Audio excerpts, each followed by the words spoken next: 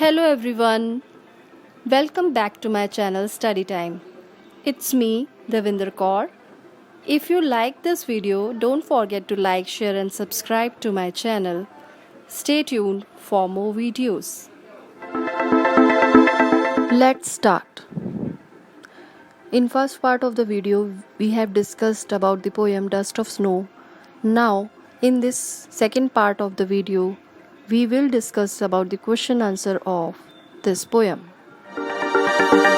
Question number 1. What is the dust of snow? What does the poet say has changed his mood?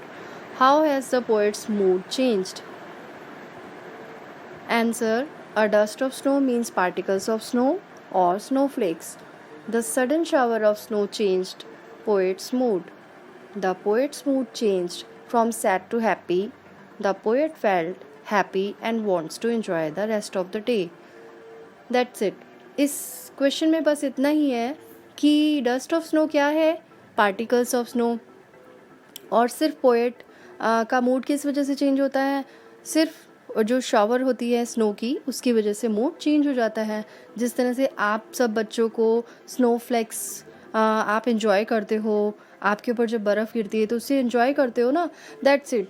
Poet का भी उसी तरह से ही mood change हुआ है in this question. Now question number 2.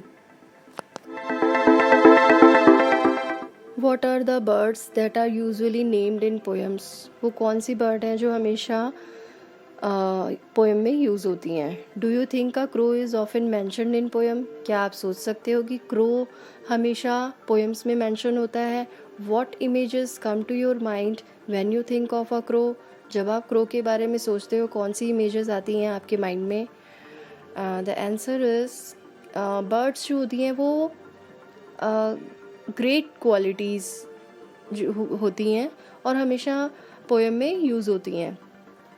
Some of such popular birds are cuckoo, myna, peacock, parrot. These are the birds are usually named in poems. A crow is rarely mention in poem. Crow जो होता है वो किसी किसी poem में ही mention होता है. However it is mention where there are tragic और सीरियस थीम्स. उन पोएम में होता है जहाँ पे सीरियस थीम्स होते हैं या ट्रेजिडी होती है, सॉरो होता है, सैडनेस होती है, उस पोएम में यूज़ होता है क्रो.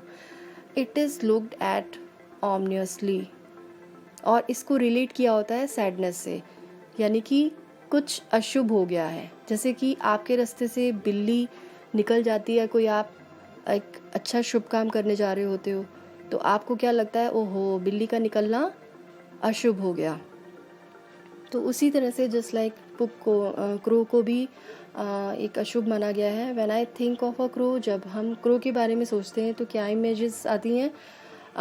सैडनेस की इमेजेस आती हैं, और ये होता है कि कुछ गलत होने जा रहा है. And somebody is coming to my house, कोई आने वाला है घर पे.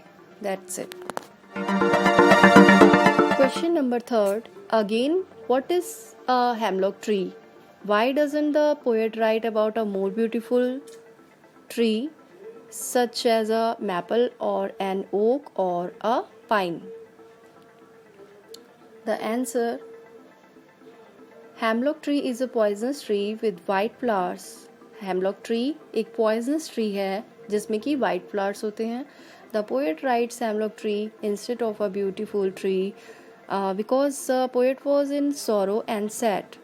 हेमलॉक ट्री इसलिए यूज़ किया है क्योंकि पोएट वो सैड में है, was in sorrow. To show his sadness and sorrow, poet use hemlock tree. Question number 4. What do the crow and hemlock represent, joy और सॉरो? क्रो एंड हेमलॉक क्या represent करते हैं, जॉय और sorrow? What does the dust of snow that the crow shakes off a hemlock tree stand for? Dust of snow को जो crow shake करता है वो क्या represent करता है? Answer. The crow and hemlock tree represents sorrow. Crow and hemlock sorrow को represent करते हैं. The dust of snow that crow shakes off tree stands for joy. Dust of snow represent करते हैं जॉय को, The simple incident changes his mood and he becomes happy for the rest of the day. Question number 5. What is the central idea of the Dust of Snow? Means dust of snow जो poem है Robert Frost ने लिखी है, उसके पीछे क्या main उनका theme है, क्या कहना चाहते हैं? Answer is, the poem expresses the significance of small things in changing one's attitude. Poem जो है वो ये एक्सप्रेस करती है कि जो किसी का जो एटीट्यूड है उसमें भी छोटी चीज़ें चेंजेस ला सकती हैं. जो छोटी चीज़ें हैं वो भी चेंजेस ला सकती हैं. The poet appreciates the beauty of the snowflakes. जो पोएट है वो स्नोफ्लेक्स की ब्यूटी की तारीफ़ करता है कि ये जो स्नोफ्लेक्स उसके ऊपर गिरता है, सडन उनका जो मूड होता है वो हैप्पीनेस में चेंज हो जाता है. इट मीन्स कि आप इसे ये समझो कि ये छोटी चीज़ें हैं, मीन्स स्नोफ्लेक्स, इसकी वजह से वो हैप्पीनेस में, क्योंकि वो सैड था, which changed his mood and saved many precious moments from being wasted away. Means जो उसका जो प्रीशियस मूवमेंट था वो सेव हो गया रियून होने से, वेस्ट होने से, क्योंकि जो स्नोफ्लेक्स क्रो की वजह से उन पर गिरी थी, उसका जो सैड मूड था वो हैप्पीनेस में चेंज हो गया. इसका मतलब ये है कि जो छोटी चीज़ें भी हैं वो सडन चेंज, एक सिग्निफिकेंट चेंज ला सकती हैं. मीन्स सैडनेस टू हैप्पीनेस में चेंजेस ला दिया उस छोटी सी चीज़ ने, स्नोफ्लेक्स ने.